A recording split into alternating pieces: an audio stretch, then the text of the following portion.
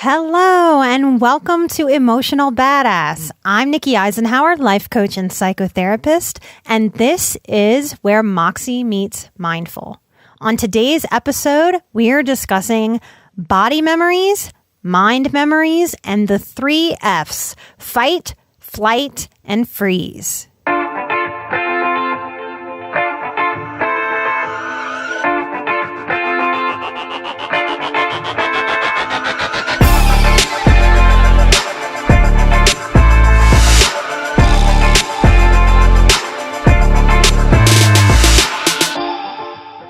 Post-traumatic stress is sticky to figure out alone. It's difficult to figure out even when you're highly trained. I believe highly sensitive people often present with PTSD-like symptoms because the world is so overstimulating and under-nurturing. So trauma was an intentional specialty that I studied, and as I started understanding high sensitivity more about a decade ago, I started seeing the parallels between trauma and highly sensitive people. Now, if you're highly sensitive, I really don't want you thinking about yourself as highly traumatized. That's not helpful or useful. But I do want to show you what it is to consider yourself through the lens of post-traumatic stress. Most of us have an understanding of post-traumatic stress affecting soldiers who have seen battle. That makes sense to us. And why the post-traumatic stress develops is when they're on the battlefield, their nervous system is just activated and on for an extended period of time. And as humans, as mammals, as animals, our nervous system is not supposed to be on high alert for extended periods of time. Think about a cheetah that runs. Think about a bunny that runs away from a predator.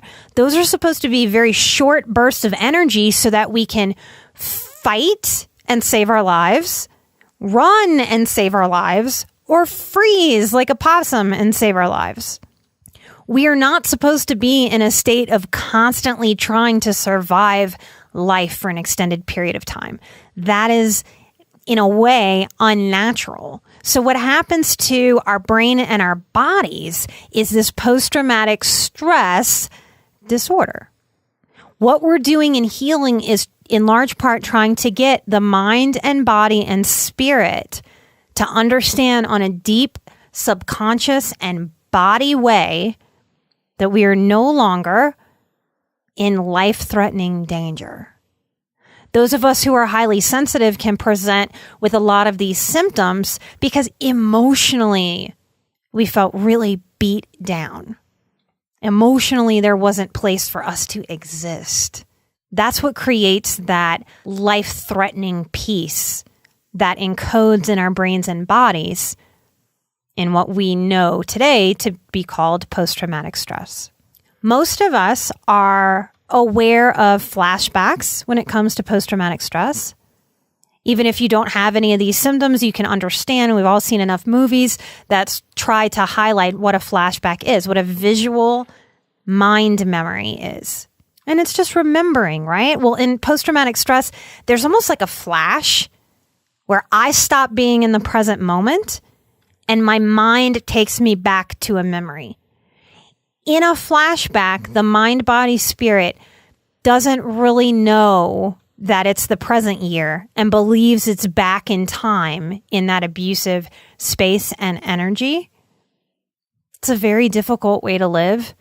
It's an exhausting way to live, and it's a confusing thing to understand as it's happening to you, and it's an even harder thing to explain to our support networks. Our spouses, our partners, our teachers, if we're in school, our children, if we're parents. It's a very difficult thing to wrangle on our own.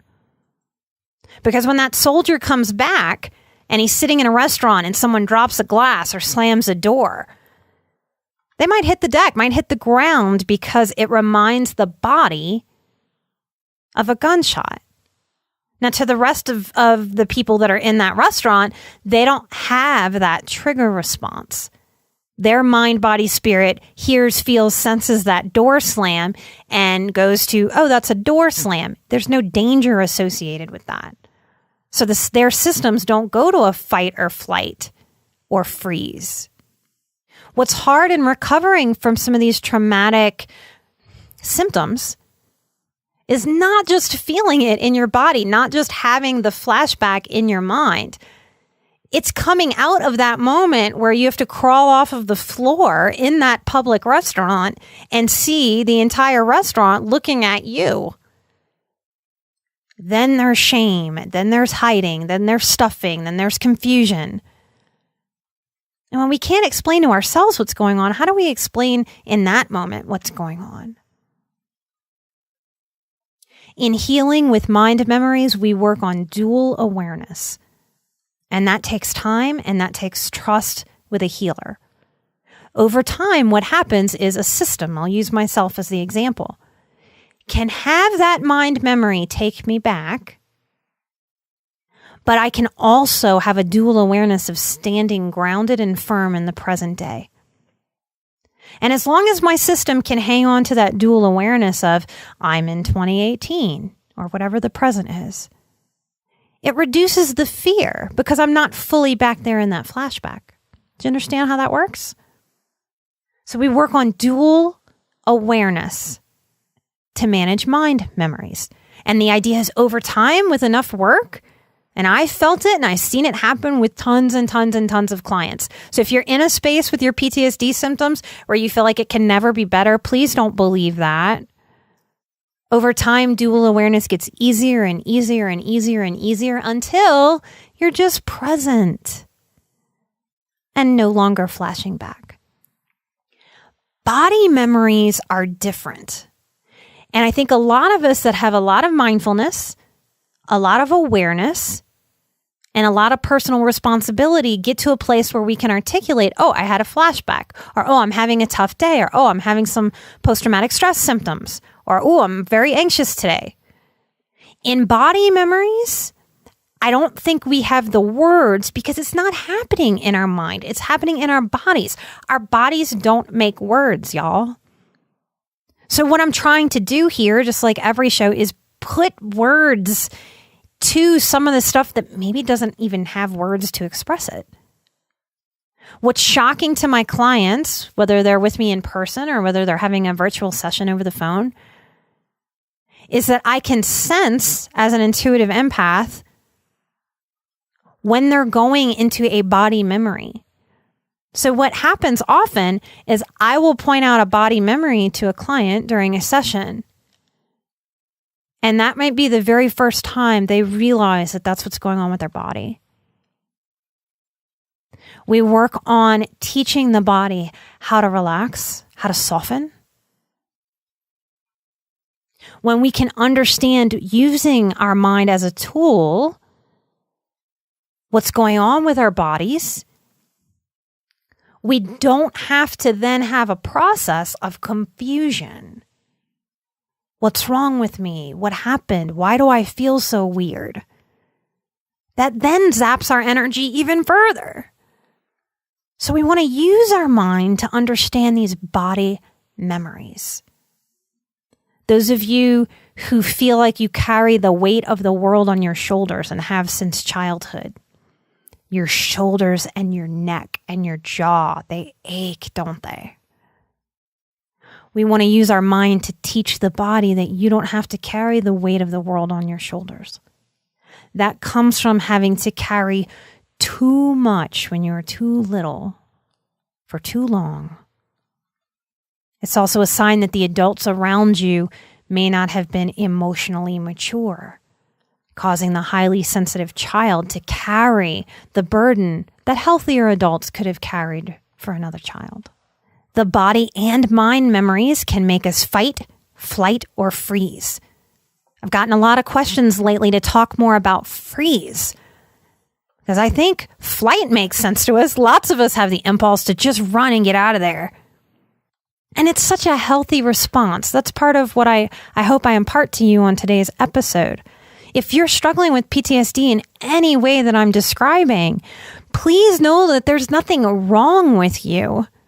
Our bodies are these beautiful spiritual machines that are trying to protect us, and our bodies and our minds have just learned that we can be hurt and are trying really hard to make sure that we don't get hurt again. But there's a paradox there. That's why we have to heal.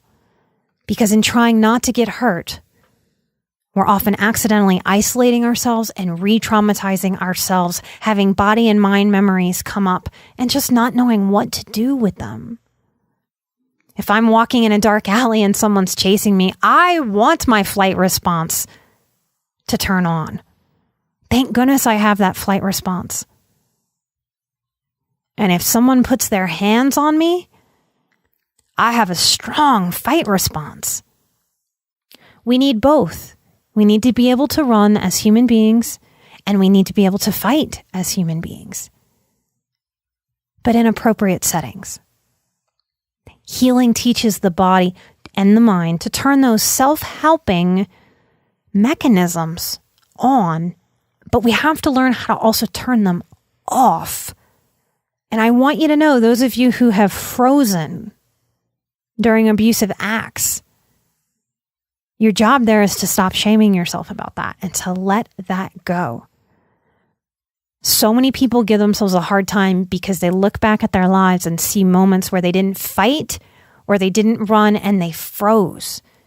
And they compound their trauma by being so cruel to themselves about that. And we do not need to do that anymore. Freeze is a brilliant response of the mind and body. We can look in nature, so many animals freeze. That's a biological process. If I freeze, maybe the predator trying to get me will think that I am dead and will stop, and I will get away. And sometimes that is the smartest body-mind intelligence that we can execute in that moment. If freeze is happening for you in inopportune moments, if you have to do a presentation at work and you have some of these symptoms and you're scared that freeze happens for you, you can work on that. We can reteach the body and the mind so that in present day, when danger isn't present, those mechanisms are not turning on. And so that we feel more empowered and more in control to be able to turn those mechanisms off. Your fight response, your flight response, your freeze response are emotional badass responses. If they are exhausting you and making your day-to-day more difficult, you can do so much healing.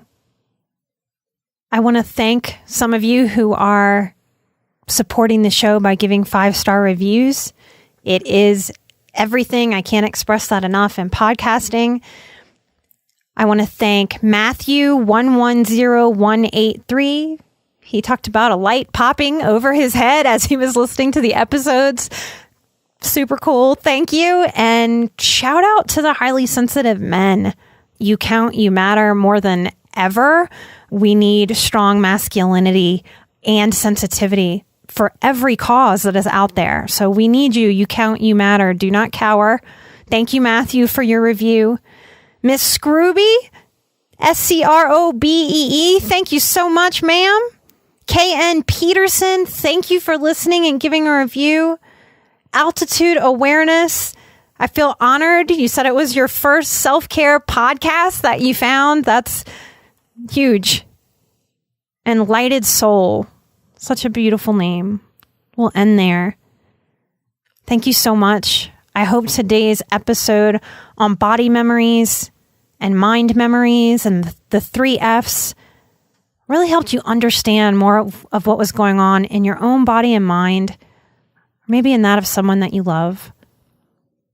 If you'd like to support the show, please get on iTunes and give us a 5-star review. If you want a little more for us, we're doing a live Q&A each month where you get to see me on video and submit some questions on Patreon, patreon.com/emotionalbadass. If you have it in your heart and in your wallet to support the show in that way. I appreciate you. Thank you for listening. Thanks for being my marketing team and sharing this show. I'm Nikki Eisenhower. I am Emotional Badass because you are Emotional Badass. Together, we are where Moxie meets Mindful. Have a great week, and I'll see you next time. Bye-bye.